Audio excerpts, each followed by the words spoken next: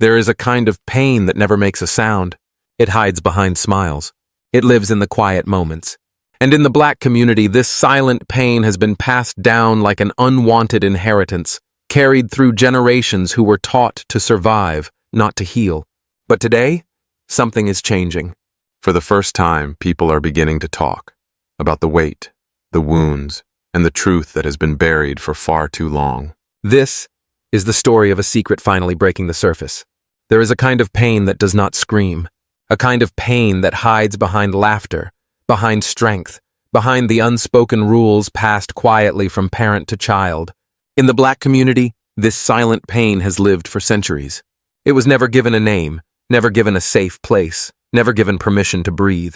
Yet it exists, deeply and undeniably, shaping the lives of millions in ways the world rarely sees. This pain has roots that stretch across oceans, across time, across generations. It began in chains, in forced separation, in fear that lived in the bones, in the blood, in the memories of people who weren't allowed to have futures, only survival. When freedom came, it removed the chains, but not the fear, not the trauma, not the emotional scars etched into the soul of a people who had endured more than any mind was ever meant to carry. And so the pain evolved. It adapted. It hid in the silence of families trying to protect their children. It whispered in the back of every warning, "Be careful.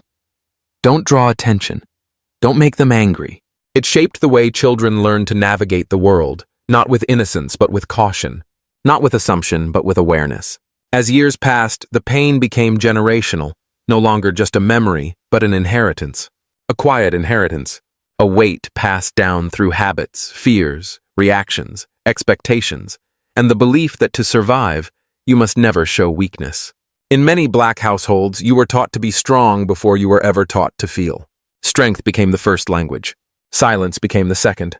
Pain became the secret buried deep inside the collective heart of the community. And yet, even the deepest secrets eventually find a way out. Black men learned early, you don't cry, you don't break, you don't show fear, because the world already sees you through a lens of threat and misunderstanding.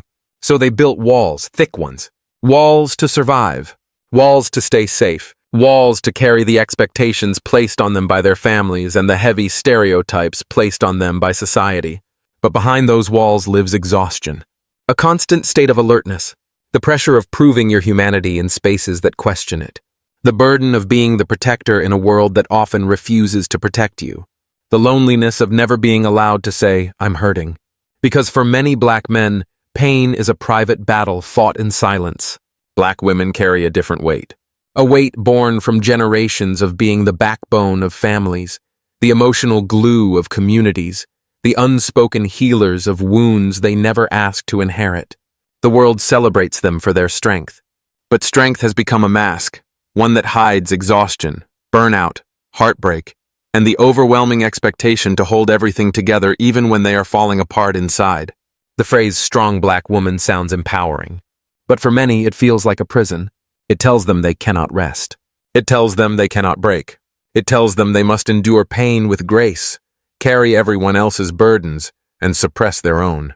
It tells them that vulnerability is a luxury they cannot afford. And so the pain stays hidden in the tightness of the chest, in the sleepless nights, in the moments when tears fall quietly behind closed doors. For the younger generation, the battlefield looks different, but the wounds feel familiar. They grow up with the pressure of representation, the pressure to succeed, the pressure to avoid mistakes, the pressure to carry the legacy of ancestors who survived unimaginable horrors. At the same time, they face the modern world, social media judgment, unrealistic expectations, the weight of being visible yet misunderstood. Many young Black people struggle with identity, belonging, and the constant feeling of not being allowed to fail. The world tells them to be themselves, yet critiques every part of who they are, their hair, their speech, their style, their success, their body. It is a slow-burning pressure that eats away at the mind. But this generation is different. For the first time, they are speaking. They are naming the pain. They are rejecting silence. They are going to therapy.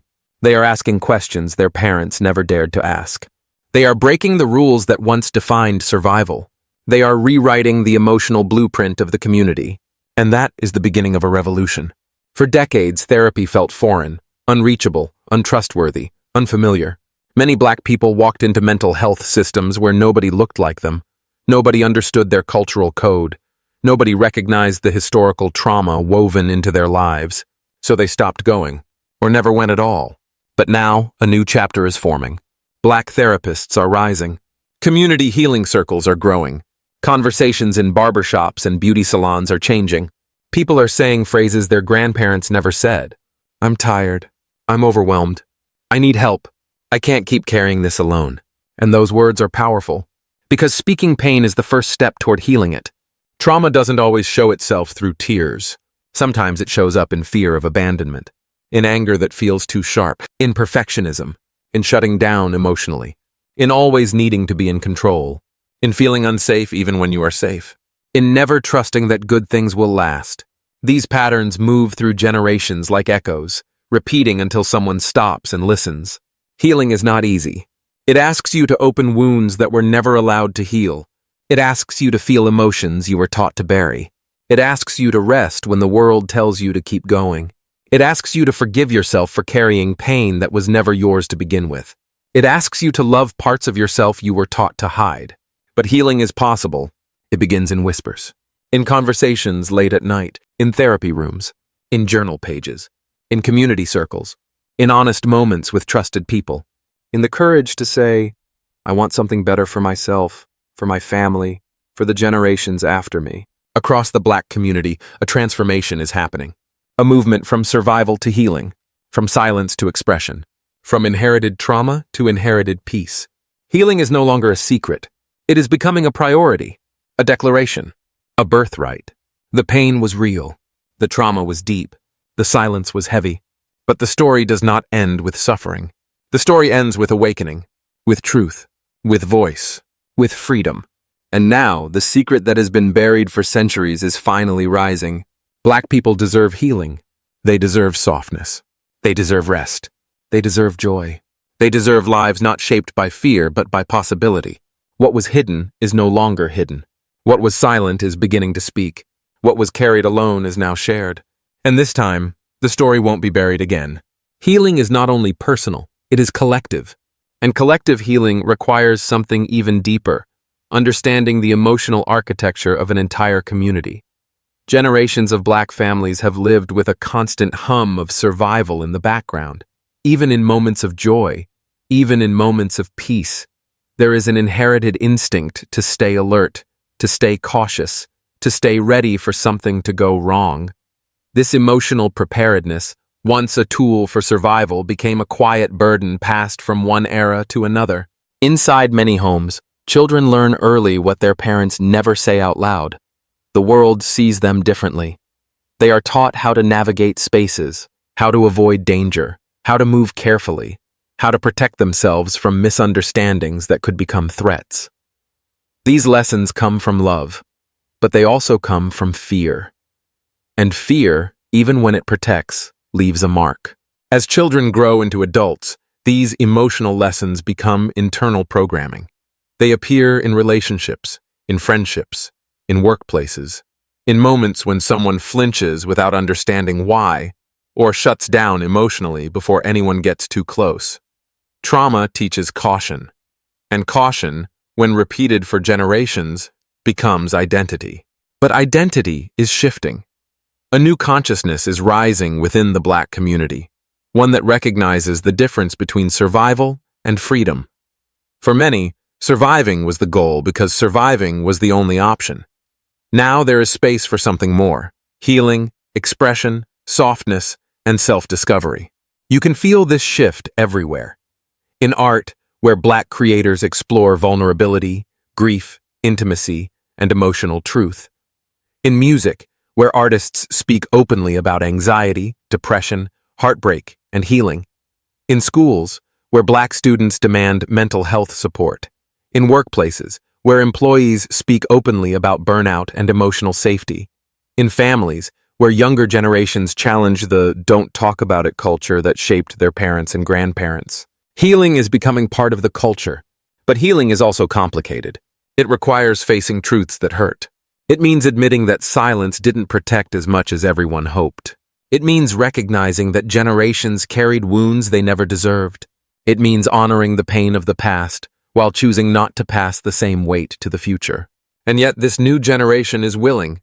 They are willing to feel, willing to question, willing to open doors that were locked for decades, willing to undo emotional patterns that once felt unbreakable, willing to choose love over fear, willing to choose vulnerability over suppression, willing to choose rest over exhaustion. Across the diaspora, something powerful is happening. Black communities are reclaiming the parts of themselves the world tried to take away: joy, softness, peace, expression, rest.